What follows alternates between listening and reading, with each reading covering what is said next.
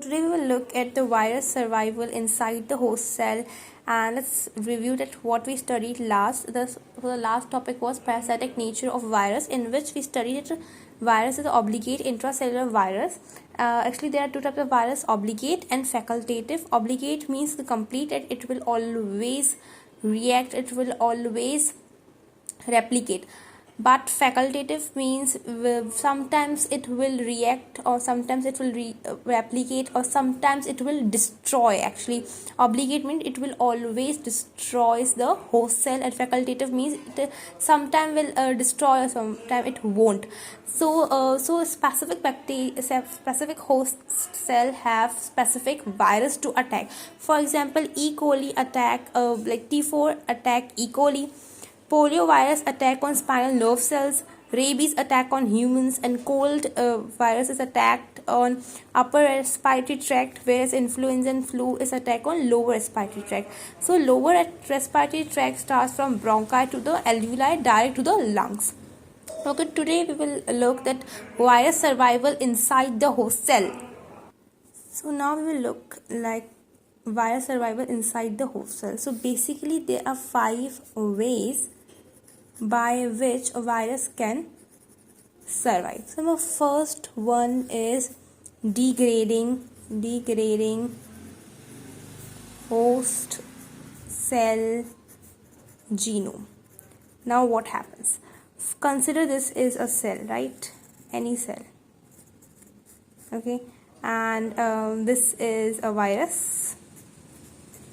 Okay, consider this as any random virus. Okay, when it enters, what will happen? It will release a enzyme. This virus will release an enzyme known as endonuclease. Now what this endonuclease will do? So endonuclease will actually degrade, or you can say break, the genome, or you can say DNA or RNA of host cell. So what will actually happen, that when this virus will enter the cell, it will release an enzyme known as endonuclease, which degrades or breaks the genome of DNA or RNA of the host cell. Consider this is the this is the DNA of the cell. So it will break down. It will break down by the help of endonuclease. It is an enzyme. Actually, endonuclease splits phosphodiester bond. Now what is this? Okay, we have studied the structure of DNA, like we have done the review, like we have the basic idea of DNA, right? So we know that there is a phosphodiester bond between the DNA. Let me give you a review. This is ribose sugar, right? This is nitrogenous base, and here carbon 5, and here phosphoric acid is rare, right? This carbon number 2 and carbon number 3, right? Here there is another, this is nitrogen, this is phosphate. Now this phosphorus and this carbon number 3 will react. They will form a bond known as ester bond, and here another phosphate will react. So this will form diester bond.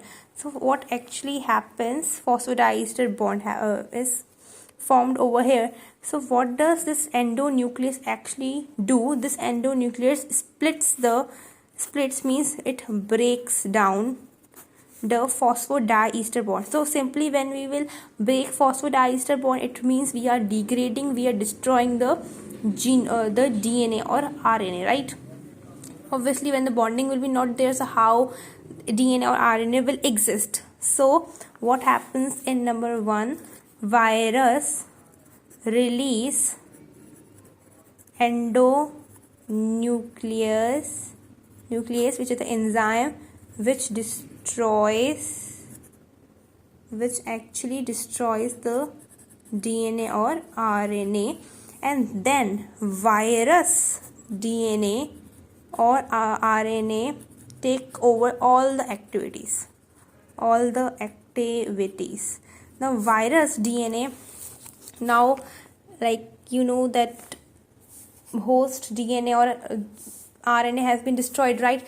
Now who will take care of the cell, who will take care of all the activities? Now virus DNA or RNA, whatever the genome, will take all activities.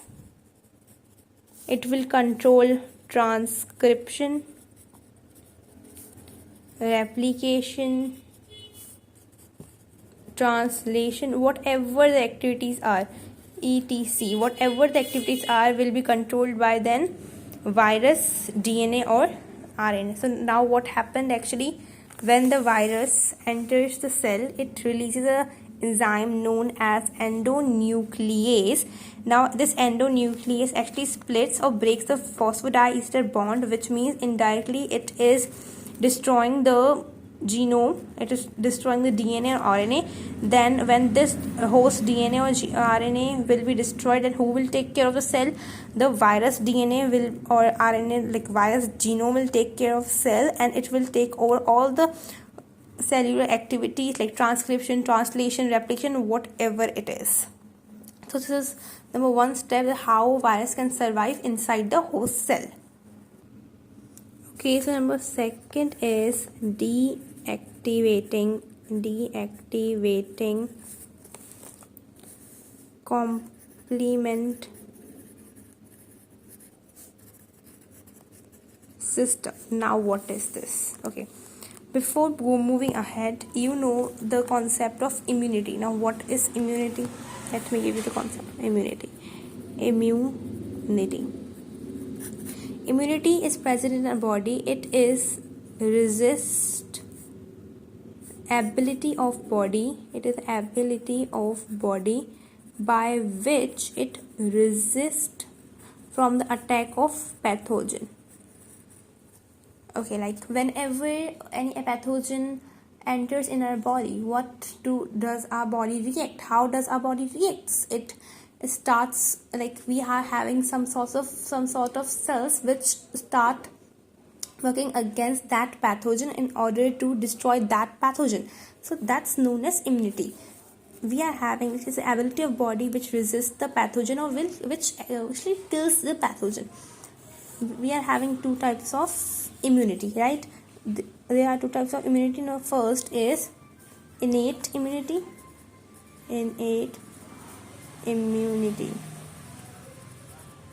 right? And second is adaptive immunity. Now what is innate immunity? Innate immunity is present from birth to death. It is present from birth to death. It is present in every human being. It is non-specific, right? It is already present in our body. Now adaptive immunity, it is acquired immunity.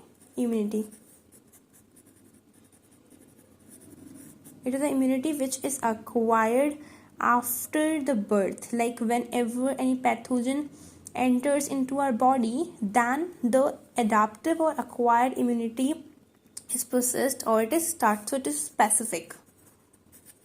It is related to lymph. Now what is lymph? We know that there are two types of fluid, blood and lymph. Okay, lymph have WBCs, right? What are WBCs? White blood cells, or you can say leukocytes,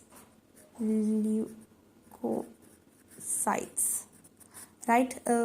They act against the pathogen. So there are actually two types of leukocyte. Number one is B cells and T cells. B cells actually produce antibodies, and there are four types of B cells: T helper, T killer, T memory, and T suppressor. Okay, So we are having two types of immunity, innate immunity and adaptive immunity. Innate immunity is the immunity which is present from, like every human being is having, it is present from birth to death, and it is non-specific. Whenever something will happen first, innate immunity will handle that. But then we are having adaptive immunity, which means it is acquired immunity, which means it will start when something dangerous will come, right? It will be acquired, it is not present, we have to make it, right? So it is present in lymph means in lymph we are having WBCs, leukocytes. There are two types, B cells and T cells. B cells make antibodies, and T cells, which have four kinds: T helper cells, T killer cells, T memory cells, and T suppressors. So now here, what's the function of this? So what is complement system?